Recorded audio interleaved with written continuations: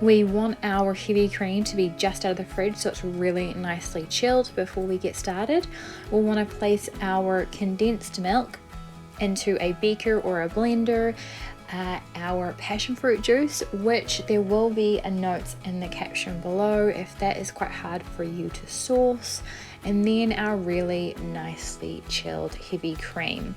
We want our heavy cream to be really chilled because it aerates much better, so it will make our mousse nice and light and fluffy as it chills.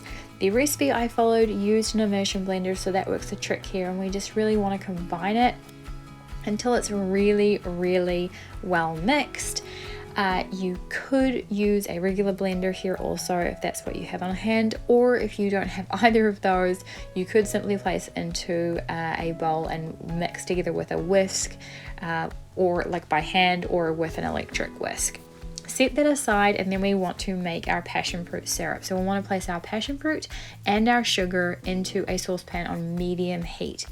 We want to form that syrup.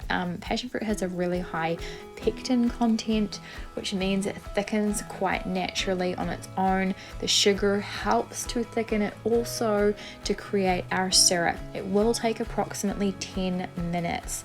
We'll want to stir it about 1 to 1.5 once every 1.5 minutes, because that will help it cook more evenly and it will stop it from burning on the base of our saucepan.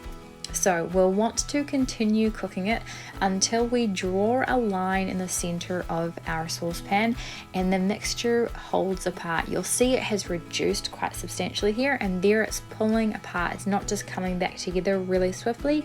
So that's how we know it is ready to go and we can remove it from the heat. So we'll want to pour our mousse into our serving bowls. I absolutely recommend doing a very small portion here. You could definitely feed 10 people with this mousse because it is very sweet. So a little goes a really long way here. And then we'll want to lightly top with our passion fruit syrup. We don't want to drop massive dollops into our mousse because it will sink. We want it to nicely sit on top, and it is a little bit hard to smear, but that's okay. Once we've done that, we'll want to place in the fridge for at least 4 hours, but preferably overnight before we serve. And there you have it, friends. Serve this beautiful thing up, and definitely subscribe for more videos like this.